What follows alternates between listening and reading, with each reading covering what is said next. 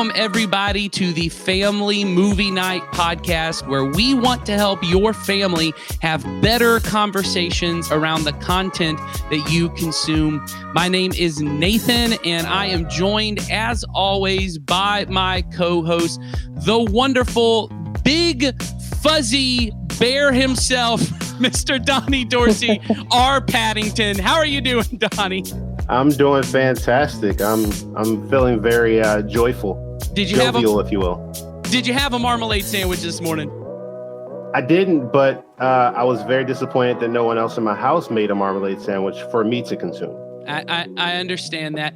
Then, of course, we have the grumpiest neighbor, always chasing down Paddington, wanting him out, just cannot stand Donnie at all. Mr. Sawyer Hewlett, how you doing? You grumpy Peter Capaldi yourself. I'm tired, but I'm excited to talk about this movie. That's good. Did you relate to any of the characters in the film? I know I thrust somebody onto you in that, but yeah, definitely Capaldi. I will be honest. There's no pretending about that. I like that character. Just always upset about the bear. What? Exactly. We'll talk more about Capaldi later, but okay, good deal. And we are joined this time by a very special guest host, a mother to three, a fantastic friend of mine, and of course, the most important thing, a disciple of Jesus. Her new nickname, apparently given after this film, Mama Marmalade. Mama Marmalade. There she is, Heidi Cooper. Heidi, how are you doing? I'm great. I really enjoyed this movie, so I'm excited to talk about it. Wonderful. Well, we're glad to have you on here. Before we get to talking about Paddington 2, Donnie, let us know, what is it that we do on this podcast? On the podcast, we encourage every family at Community Christian Church to have a monthly movie night to help you and your children build memories and start conversations that matter. The goal of our family ministry is to help you to raise your children to love Jesus and his way of life above all other things. And we know that critical to that is for you to have a routine, regular times of connection, shared experiences that'll help you build stronger relationships. And so what we believe is that movie nights are a great opportunity to do that, because movies are not only an easy way to share laughter and joy together, and even sometimes more difficult emotions like sadness and fear in a safe environment with your kids, but they also give us a chance to talk about what matters most to us in a way that is maybe more meaningful, more accessible, more memorable than at other times with our children. And on this podcast, we not only want to recommend some movies, and today we have a great movie to recommend, but we also want to give you some ideas of meaningful conversations you could have with your children during or after the movie. And I'll say this, the podcast may be over after this week, because those of you who've known me for a long time know, really, this was all just a hidden way, a Trojan horse for me to get to talk about Paddington 2. So we are talking about Paddington 2 today. But before we get to that, Sawyer, tell them what else they need to know. Yeah, we just want to remind you to like this video, and you can subscribe to our channel on YouTube or follow us on Facebook. And if you're a parent who calls Community Christian your home, we have a lot more helpful content to you available on our parent Facebook group. All you have to do is go to our Facebook page and click on the tab that says Groups and find the Community Kids Parent Group. If you click the Join Group button, you'll get regular updates about events for your family around our church, as well as articles, videos, and content that will help you encourage and inspire you as a parent as you raise your children to love Jesus. We would love to see you over there as well. And as always, the point of this podcast is not to add just another thing that you as a parent have to feel guilty about not doing. Most of parenting is just feeling bad that you're not doing what you feel like you should do. That is not our goal. We really do want to make it easier for you and your kids to enjoy being together so that you can build memories and have conversations that matter. So really, we always start our conversation just by talking about what is great about this movie, what's fun and enjoyable before we even jump into the conversations that matter. Because here's the truth. If you could have one movie night a month where you just sat without your phone, without any other distractions, and just laughed with your kids or built memories with your kids, man, that's a win right there. So let's jump into just talking about Paddington 2 right now. Sawyer, go ahead and start us off with what is absolutely fantastic about this movie. Okay, so I'll be honest. I have a lot of thoughts about this movie, and we don't have enough time to go into all of them. But we talked about it in the intro, and I don't think I'll get to talk about it again for the rest of this time because I have another couple of things that I really want to mention about this movie. But the villain, okay, here's the thing. The villain is great because it's easy to watch this movie and totally write him off as like a caricature of just generic movie villain who's like funny and stuff like that. But no, don't do that because the thing is like, it's like, here's what I found myself like experiencing watching the movie. Capaldi is like me is the thing. I personally, not like in that I like aspire to stop good people from doing good things, but like, yes, you do. I know I do. I really am. I'm a cynic, but here's the thing. No, here's what I realized. Like, I need a Paddington in my life is the thing because I'm not Paddington. I'm not capable of being Paddington. So that was my favorite like lens to view the movie through, and like just all the fun that the movie is. It's honestly a fun adventure film is the thing that Paddington goes on. That's like also an emotional adventure. Absolutely. But yeah, I can't say enough good things about this movie. So let's talk about Paddington 2. The story of it is, if you haven't seen the first Paddington, which I think is equally as good, but Paddington 2, I'll say this, is a little more accessible to watch right now.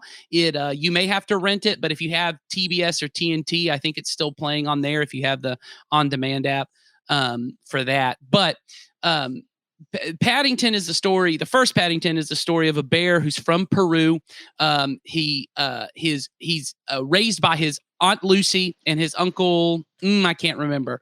I'll think of it in a second. But I've also read these books with my kids, and we just love them. But anyway, he ends up. His uncle dies.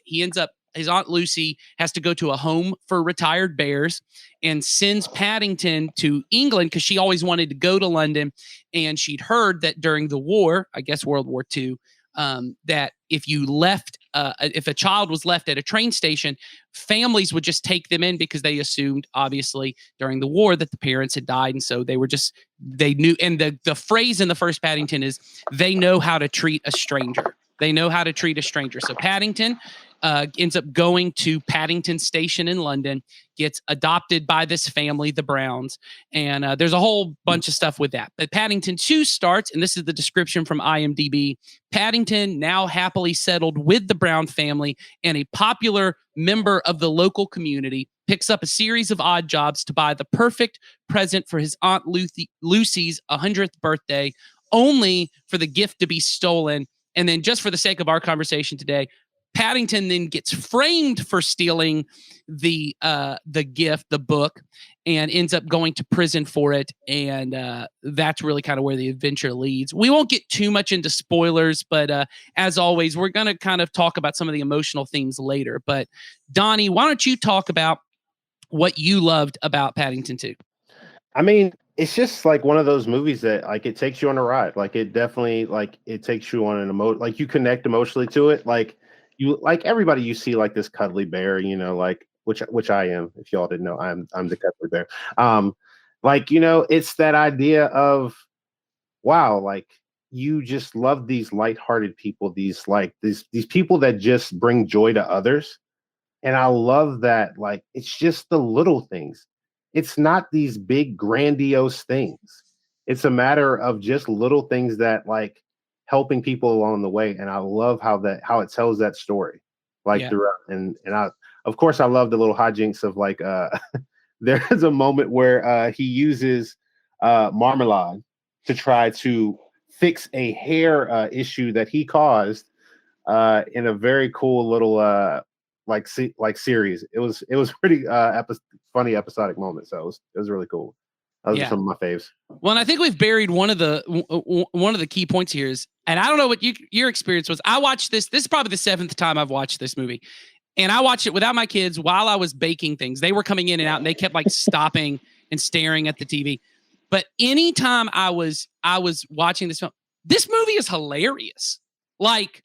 Hilarious. I was dying laughing at certain parts. Physical comedy, One of my favorite whole bits in the whole thing is there's this guard who's actually from the first movie, the security guard, who there's always like one in the first movie, it's the dad dresses up as like a woman she's like a housekeeper or something. In this one, Hugh Grant dresses up as a nun, and every time his description of this man in woman's costume is like an unnecessarily attractive nun. Like it's like that's the most beautiful nun I've ever seen. It's just hilarious to me. Anyway, all right, let's get to Heidi. What did you think? Is this your first time having seen Paddington 2?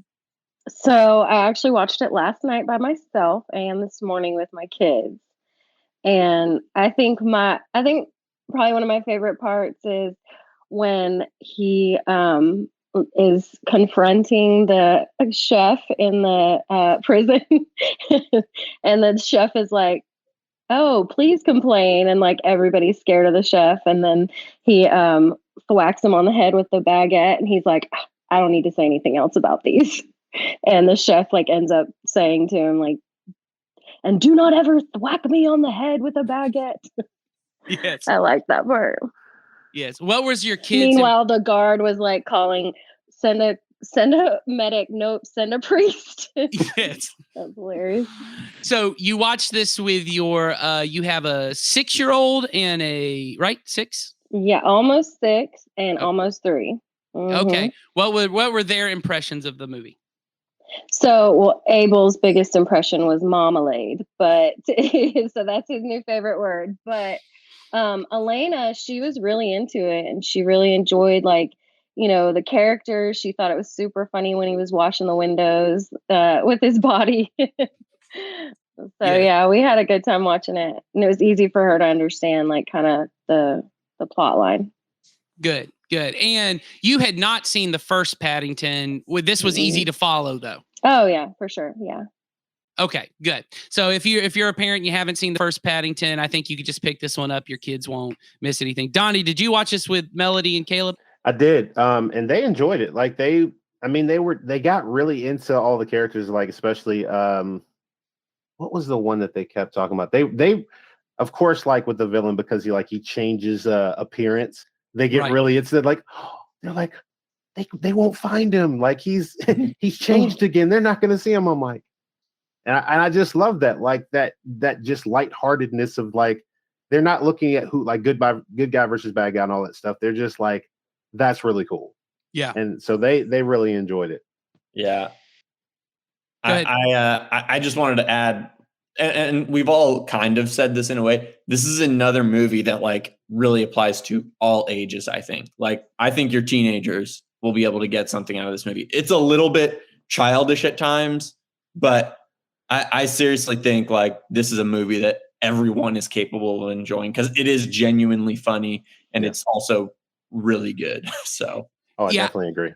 I will say, I think it depends on who your teenager is. Yeah. And I think this is one of the charming parts of the movie is it's not cool. And depending on what age your teenager is, they may not find it cool. And so you may lose them on it. I think maybe teenage girls probably are going to be okay with it most of the time because they're not quite as obsessed with the cool factor of things.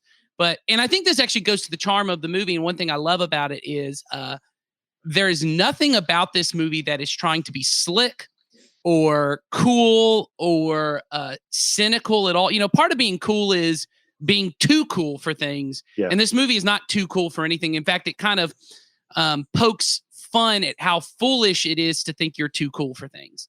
Yeah, it definitely has like a level of like purity to it that is almost like, because it's that idea of like, when you're watching a movie, you expect something slick or something like a little offhanded, off cuff kind of thing, but like it just has a pure, lighthearted feeling. So like you said, there may be moments where they're like, really, but when they turn the prison eating area into his aunt's cafe, it's like a little French cafe table. It's so cute.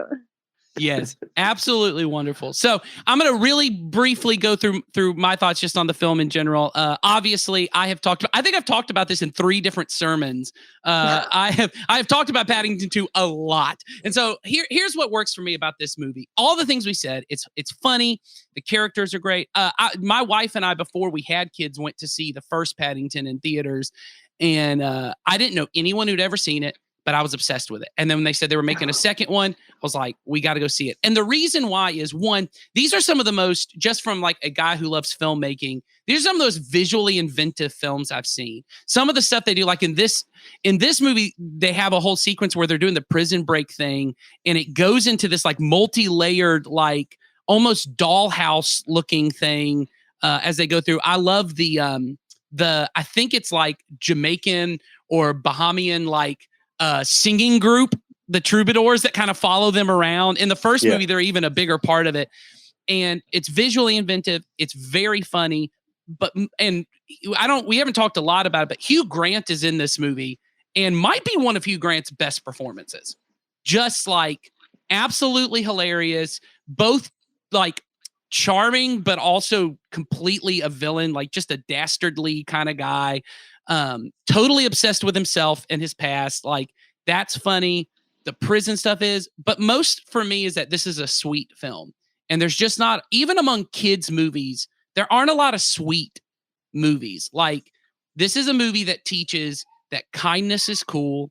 That really the central thing, there's even a song they sing at one point, the little troubadours, that life would be easier, life would be breezier if you would love your neighbor. And they sing that while he's in prison.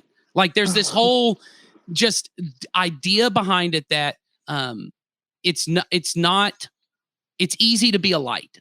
That if you just would choose to see the best in people, that you would choose to see that caring about others is what brings light to the world. His whole neighborhood transforms. Every person on his block is better for him having been there. To me, and I think Sawyer, said it, and I don't want to get too far into this, but there is certainly, like, he's a very Christ-like being. I mean, he is just pure-hearted, right? He, to me, it resembles all the Beatitudes of he's a peacemaker, he's pure in heart, he's merciful, right? Like, he's even oppressed for righteousness at one point, like he does the right thing, but people are trying to beat him down for it, right? The whole idea of this character, to me, is just such a beautiful thing that if our kids could really, like, hold on to this character and go, oh, I could be like Paddington, even when life is hard. I think that's just beautiful. So I love Paddington. I think it's wonderful. I think we all are saying, yeah, this is a good one to watch with your kids, correct? Yes. Yeah, for sure. Absolutely. All right. Well, now let's get into the kind of conversations you could have around this movie. And I kind of hinted at some of them there, but I think the biggest one about this is the nature of what it means to be a light, like what it means to live out the kingdom of God in whatever community you're in. So when Paddington's in his neighborhood, right, we see in that opening sequence, not the very opening one with him and Aunt Lucy on the waterfall, but when we get to him in the neighborhood and we see him like heading off to do his stuff, and he's helping every person in the neighborhood along the way. And even people who don't really like him, like the kind of reclusive dude that he ends up cleaning the gutters for, and then kind of matchmaking a romantic relationship. Mm-hmm. Like, he likes him. And then in prison, none of them like him, but he kind of turns them around by just being kind. How do you think we have conversations about that as we're watching this movie, or maybe after the movie, with our kids? What are some examples from the movie we can point to of just Paddington being the light and how kids can do the same? Anybody? One thing that I was like, it was impactful for me personally, and my daughter's very much like me in this, that like we tend to like have a critical perspective on things and like see the negative more easily than the positive a lot of times. And so like when Paddington's writing the 2 letters, or he writes one in the beginning and it's like all cheerful, and everything you're seeing as he's talking like is exactly that. And then you see him in prison and he's like, the security here is really good. And it's like, oh my God. He's like, yeah, we're gonna, the Browns won't give up on me, like all that. And I was like, isn't it cool how he has like a positive perspective no matter what his circumstances are? And that's something that, like, for me, like, well into adult life still, and my daughter, I see it a lot. Like, we kind of can get like moved by our circumstances emotionally, and it generally will tend to be like more towards the negative, you know? And so like we'll hone in on the negative things that happen, or like, you know, so I just think it's like it helps people who are hardwired the way that we are to kind of see like a totally different example of that. Like, no, everything's good, and like not like fake by any means, but he's just got a really positive outlook on like life, and it's really cool to see. Well, and I think to what you were saying there, he sees the best in every person too. And one of my favorite moments is, and you really get insight. So there's this character played by Brendan Gleeson, who is he's the chef at the time. His name is Knuckles, and he's like this hard. I mean, he is like almost like, and this is what I love about the movie is that he is this almost caricature of what a like a hardened criminal is. Like, you know, he's got the things written on his knuckles, but like it's silly. And I think really what the filmmakers are doing here that's powerful is it's showing how silly it is to be that tough. Like there's a thing for kids, I think, like, and I even see this with some of my kids, certain personality types are like, because they think the world is tough and the world is hard, then I need to be tough. But they're kind of showing this guy looks ridiculous. Look how tough he is, and it's not helping him. But then you kind of find out why is like he really looks down on himself, because there's that moment where they're making the marmalade and he's like, I can't do anything with these hands. And then like just this line from Paddington, I wrote it down. He said, those look like a fine pair of orange squeezers to me. Like that he just sees these big, like muscly hands. And he's like, you know, I know you think you can't do like this finesse and gentleness of cooking, but you're made to squeeze marmalade. Like he's just seeing the best and helping people see the best in themselves. And just being able to say to our kids, like, hey, you could do that. Like, don't look at the person, even the bully at school, as this evil person, but maybe there's a reason he's trying to act so tough or she's trying to act so tough, you know? Anybody else things that stood out from the movie about him just trying to be a light and loving his neighbor wherever he is? Well, Donnie, you were talking earlier about this idea about in the idea about the relationships that he builds along the way, and how and we see this in prison. We see this later on, early on in the neighborhood, but then towards the end of the film. I mean, once again, not to get into specifics to spoil it, but obviously it's a happy ending. Paddington's fine. He gets in a situation where it looks like he's going to fail, but the relationships he's built actually help him. So, Donnie, talk a little bit about how to have that conversation with your kids and explain a little bit from the movie what we're talking about. Yeah, like so it's kind of interesting, like you think about the idea of it takes a village.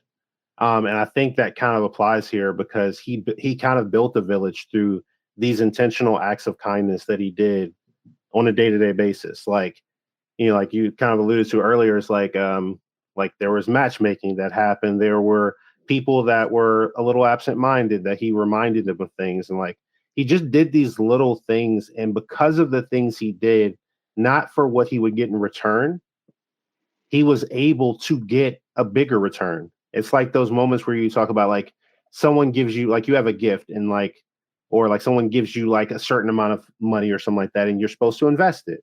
Well, sometimes what happens is like people just hold it to themselves. But Paddington very much is just constantly investing in others, constantly putting time into people and saying, hey, I care about you. You matter. And like, because of that, even when they were in situations where they could have chosen themselves, they ended up choosing him.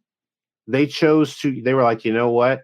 I could truly be selfish about this and get what I want out of the situation. But this person who showed me kindness when they didn't have to, they didn't need to, it didn't benefit them at all, took the time to care about me. You know, like especially what you talked about with like the chef. I mean, it was because when you see that, like that tough exterior, you always think, oh, well, this person's like had all these hard life and these different things. But a lot of times it goes back to what Heidi said about perspective. I mean, it's that perspective. The world gives you this rough edge perspective sometimes. And we learn to lean into the negative, but Paddington didn't do that. Like he said, you know what? I'm in bad situations, but that doesn't mean that I'm in a infinitely bad situation. I just have to do the next right thing, change my perspective or keep my perspective in the positive light, and things will work out in the way they're intended to. Not necessarily perfect, but they'll go in the direction that will be best. Well, and I think that goes to, as followers of Jesus, there certainly is biblical precedent for that, right? Jesus says these kind of things that almost sound mystical, but I don't think they're mystical, where he says, like, the measure you use, it will be measured to you. And one time he says that when he's talking about judging, that if you're a very judgmental, cynical person and you treat people in very judgmental ways. And I think sometimes we hear that we're like, God's going to somehow be harsher with me. I think Jesus is talking about a law of the universe. If you're the kind of person who sees the worst in people and you become very critical and judgmental of other people, it is only natural that all of them will be judgmental and critical towards you. Like, you have these characters, the guys in prison at this point, or even the Peter Capaldi character or the Hugh Grant character, who treat the world in a tough, cynical, like, you got to be tough or you're going to get taken advantage of kind of way. Well, that's how everyone else treats them. And it's almost a self-fulfilling prophecy. But then Jesus in other parts says that if you give, it'll be given to you. And he says it's a good measure, right? It'll be pressed down and shaken up and given back to you. Like, it'll be overflowing. And I think, once again, I do think there's a way in which, when we're more generous, God tends to always take care of us and bless us and over bless us. And it's not, like you said, it's not a 1-for-1. If you give $1, you get $100 or whatever. It doesn't work that way, but it's a general law. But there's also a way that it works with people. If you're a generous, kind-hearted, loving person, not, once again, 1-for-1, not every relationship, because the Peter Capaldi character never turns around. He still hates Paddington.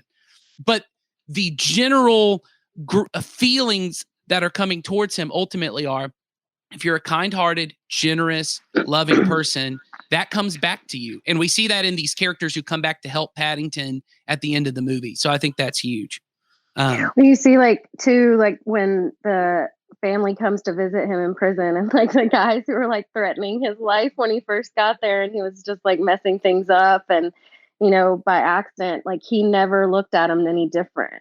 And then you see, like, the families visiting, and there's all these, like, hardened criminals, and they're, like, actually, like, bakers and, like, just super decent people who in the end, like, had his back, and I think Paddington kind of, in the way that he didn't, like, make assumptions about anybody, like, who cares if you have knuckles spelled wrong tattooed on your knuckles, like, he just was like, no, I mean, this is just the way, like, just assume the best about everybody. And, like, most of the time you'll find it.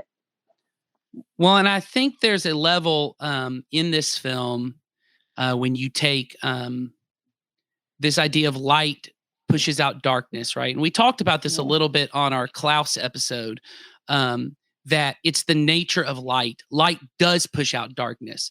There is no way, that's kind of even the joke of what Jesus is saying is when he says that no one lights a candle and then puts a bushel or, something over to cover it. He's saying, and I think this is great. I remember hearing Dallas Willard say that if it's possible for you to be a Christian and no one know it, then you probably wouldn't want anyone to know it.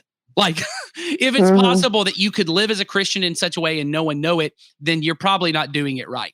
And what I love about this is Paddington is his personality is to be all these kingdom. Once again, no one's talking about Jesus specifically in this film, but he embodies all the kingdom Jesus-like qualities of generosity, love for neighbor, all the kind of things, all the signs are pointing there. And it's just part of him when he goes in. Like, one of my favorite things is when he gets to prison the first day, he asks someone if they want to start a gardening club, which I think is just hilarious. He's like, want to start a gardening club? And I was like, this is beautiful, right? He's just like, we should brighten this place up some. Like, we should just make this, if this is where we're at, like, none of us want to be here, right? He's being treated unfairly. And most of us, when we're treated unfairly, we just want to turn in on ourselves. Well, no one else is going to treat me right, so I got to treat me right. That made me think of when you were talking about that. I immediately made me think of when he enters a room, people are drawn to him. Yes, it's the same way Jesus draw people to him. It wasn't anything else than that. It's like when Jesus was in the room, people wanted to be as close as they could to him. Yeah, and Paddington had that same level of, like, he entered the room and people were like, "Oh, Paddington's here." Yeah. I can't wait to, interact with him. And I love that. Like you said, it goes back to that genuine like purity. Something that I was that like what you guys just reminded me of is like that gardening moment. Like it's a really excellent, that moment right there is an excellent metaphor for kind of Paddington's whole arc, in that he comes into very cold places and adds life and adds like almost warmth to it, is the thing. Like prison, like the Hugh Grant character's life and stuff like that, like the Browns we aren't talking about the first movie. That's kind of the role he plays in the first movie.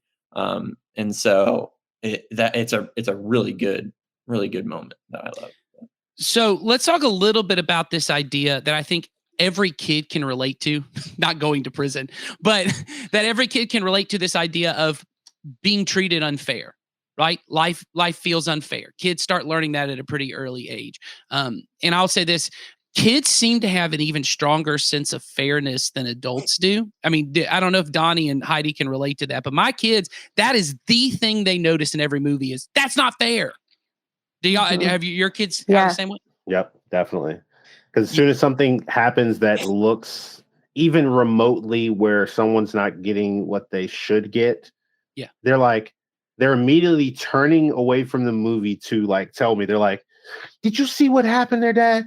That's not right. That's not right." And I'm like, that intrinsic ability to like see that, even without it being told. So this movie is a great example. Kids can relate to that. My wife and I kind of laugh about it. One of my daughters always, and those who know my impression of her will know who I'm speaking of, but she will always, when something will happen in the movie, go, and do that first. She goes, but he's the one who does everything right, and he's going to jail, and she's tricking him, and she's that way every time we watch one of these movies.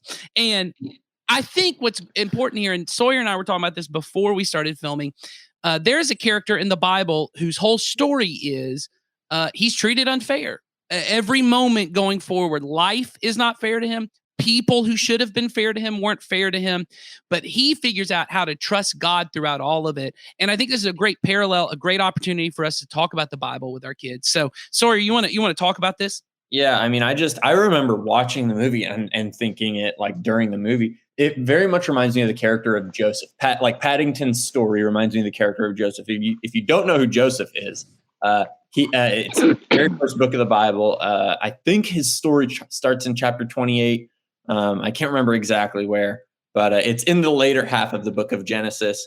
And basically, he is in a family, a prominent family, a very important family in the context of the Bible, but not for the context of Paddington. So, but basically his whole arc is he starts off in a good place, trying to do good, and then starts getting persecuted. Okay. So the first thing that happens is he gets beaten up by his brothers. Then his brothers sell him into slavery. Then while in slavery, he rises through the ranks as the thing, but then gets put into prison because someone accuses him of doing something he didn't do.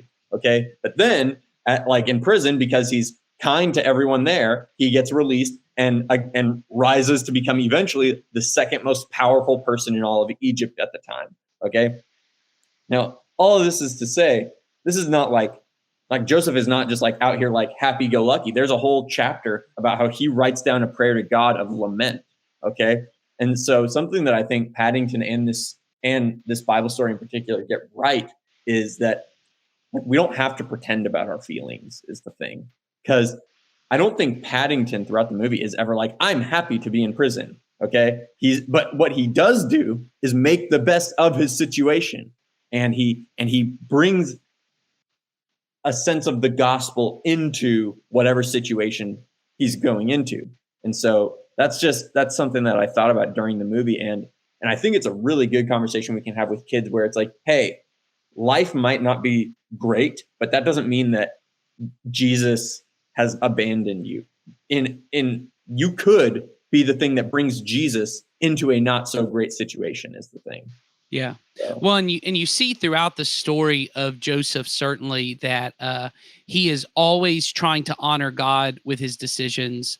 Maybe not right at first, because I mean he is kind of bratty towards his brothers, but he grows, right. There's a situation with the guy when he's sold into slavery. The man who owns him, his wife tries to seduce him and sleep with him, and he's like, "No, I'm not going to do that to the guy who has been so good to me. That's not honorable." And then that's when he gets arrested. He gets thrown into prison, and he still is very kind to these people that are there. And so I think there definitely are parallels there, and trying to say that even when life treats us unfairly, God has something that he wants us to do. Heidi, you actually mentioned to me something that you noticed from this movie that you wanted to talk about. And it was actually a moment that your daughter asked you to rewind the movie because she wanted to pay more close attention, and it drew something out for you. Why don't you talk about that for a minute? Yeah, sure. So it's kind of a scene where it tells the background story of the book that Paddington's trying to get for his aunt's birthday gift. And there's a lot of importance behind it. And it's kind of giving like that, what the book is actually for, the purpose of it.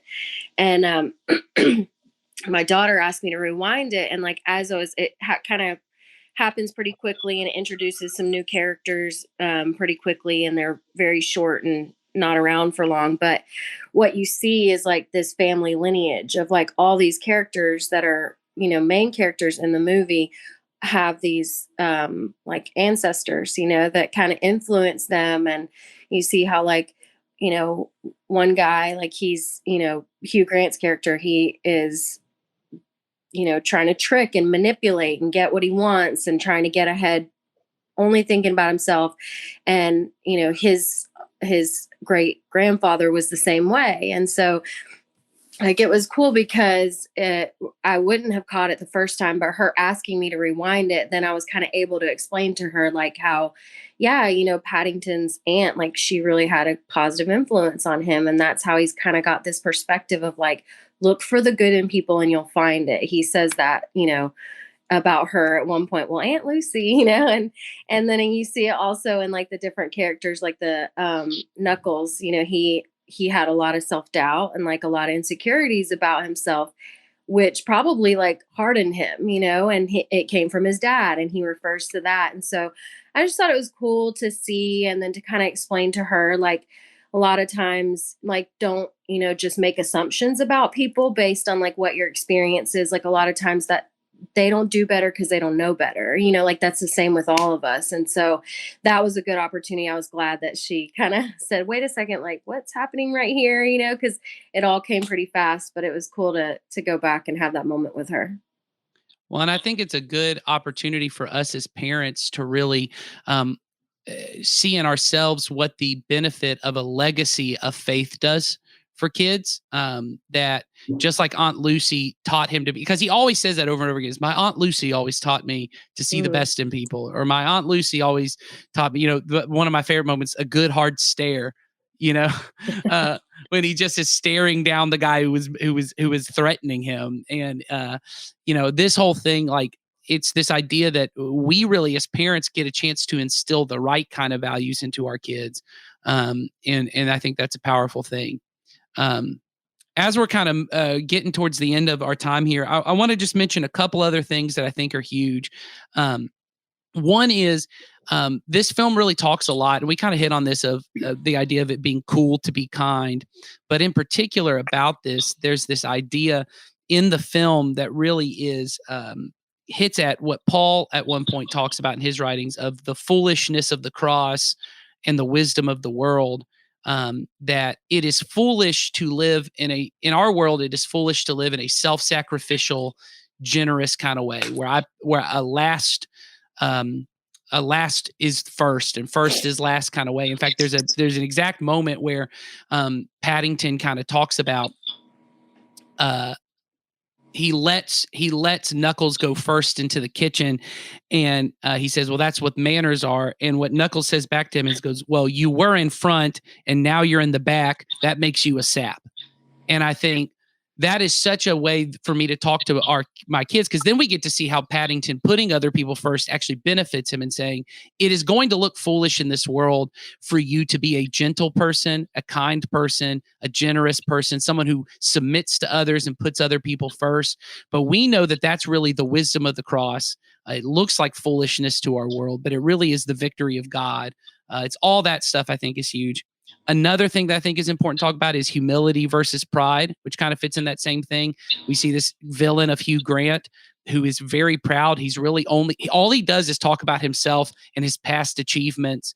And there's a part where Jesus says that if you don't humble yourself, you'll be humiliated. Well, the whole joke behind this character is that what he's currently doing is dog food commercials. And one of the best parts of the movie is when he eats the dog food, he goes, delicious. And then it comes up and goes, not to be consumed by humans. Which is like just absolutely one of my favorite parts of the movie. But he's this guy who won't humble himself and admit, where he is in life. And so he's been humiliated. And it's just the nature of things. But Paddington gets elevated because he is willing to humble himself. It's just another great example. The final thing I think that's important for us just really to this movie gives us an opportunity to do is, as parents, one thing, when we talk about these conversations you have with your kids, they may not even be things that you're lecturing on. They may be questions you ask. Often what I say to my kids is that the way it should be? Is that the way it's supposed to be? Oh, was that right? You think that? And this is a question I ask most often. Is that how Jesus wants it to be? That's a question all followers of Jesus, no matter what our age, should be asking when we see anything in the world. Is that the way Jesus would want it to be? And I think what this movie gives us an opportunity to talk about is one thing that clearly Jesus cared about, because he mentioned it when he gave his parable of what's commonly referred to as kind of the least of these thing. And he says, when you visit me in prison, when you visited someone in prison, you visited me. And there is a way that this movie really depicts the way people are treated and looked at when they've been in prison. And it's an important opportunity for me to say to my kids, do you think that's the way Jesus wants us to treat people who are in prison? How do you think Jesus cares about people who are in prison? Do people who are in prison, even though they've done bad things, right? Or maybe they haven't, as Paddington hadn't, and he got wrongly accused and put into prison. Not everyone who's in prison is there because they're supposed to be. And it allows to have this conversation about the complex issues. Now, I don't have to drive a certain agenda about anything. I can just ask the question, is that how Jesus wants us to think about people who are in prison? Do we want to think of them? Because at one point, the Browns are visiting Paddington, and the dad kind of says all these assumptions about the people who are in prison. And then you find out his assumptions are all wrong. And it's, should we hold these thoughts? Now, that's a complicated conversation. But even just for us as followers of Jesus to be able to say, following Jesus should affect how we think about all people and about the way our world is structured and set up. Man, we will raise better followers of Jesus to love their neighbors if our kids just start understanding that all people matter to God, and that we should care about how all people are treated. I think that's a powerful conversation to have with our kids. All right, so I want to end on a light note because that was a little heavy. And Paddington, not a heavy movie. I'll say that, not a heavy movie. Here's what I end. There's a lot of episodic stuff right at the beginning of the movie where Paddington is trying to do these odd jobs. At one point, he's a window cleaner. At one point, he's cleaning gutters. At one point, he's working at a barbershop. And then eventually, he becomes a kitchen chef. Which one of those odd jobs was your favorite? Which one of those sequences just worked the best for you? We're going to start at the top with Heidi. Heidi, which one worked the best for you? So I liked the window washing, and he had like his own unique way of really getting the job done. But it was really cute. Like in one scene where the guy who forgets his keys all the time, the doctor, he like is watching him, and he's like, like really like, wow, okay, that's how you're going to do that. And then he's like, when he gets done, Paddington looks at him like for approval, and he's like, no, yeah, like you did a great job, like thumbs up. And I like how he's just like goes along and does everybody's windows, like whether they want to pay him or not, like he doesn't care. He's just going to do it anyway. And I think that's really cool. Yes, that's great. My kids love anything where someone uses their butt to Yes. to accomplish a task, which he does in this. So butt jokes always good in the Martin household. Yeah, So, or butt shaking. true. Yeah. True. All right, Sawyer, favorite odd job? I hate to beat a dead horse, but I actually have to agree with Heidi that because when he like and again Heidi already talked about it, but like when the guy like looks at him, it's such great physical comedy right there, where it's like this really quiet but hilarious interaction that these two have. Like, you have my approval, because like here's the thing. We've all had those moments where we accidentally get seen doing something kind of weird if you don't know what's going on. And it's just this super relatable moment that I remember when I was watching the movie for the first time, I was like, oh, this is a genuinely funny movie is the thing. Like, because I honestly, I wasn't expecting it to be funny. It's rated G, and it's a movie about a talking bear. So I was like, I don't know. But then that scene happened. I just want to say it's rated PG. Oh, There is are it some PG? intense and frightening sequences. Oh yes, terrifying. This is a intense horror movie, guys. Just want to say. But I agree. That's a good one. Donnie, favorite odd job?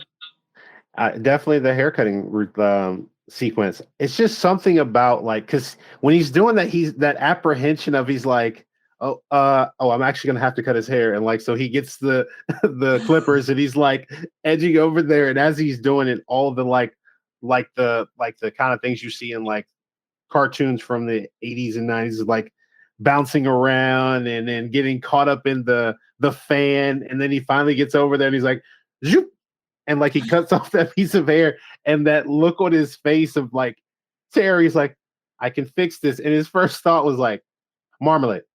Marmalade is the way to fix this. If I just use this, it'll fix everything. And I'm like, that's awesome. Yeah. And he's still on the phone with the customer the whole time. Exactly. It's almost like his version of like duct tape on anything is marmalade.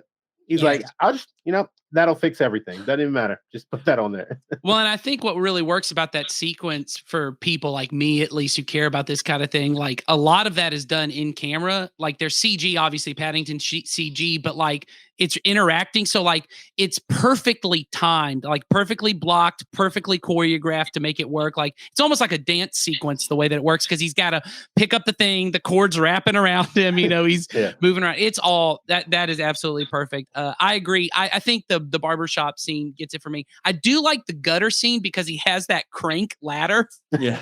Where he cranks it up and then he's got to go up and he comes down with the pail of water, and then he puts the goop on Peter Capaldi's face. All just absolutely great moments. So in the end, Paddington 2, great film, great opportunity for us to talk to our kids about the way of Jesus and loving him even more. I will say this is our longest episode to date, but you knew this is a double-sized issue because of Paddington.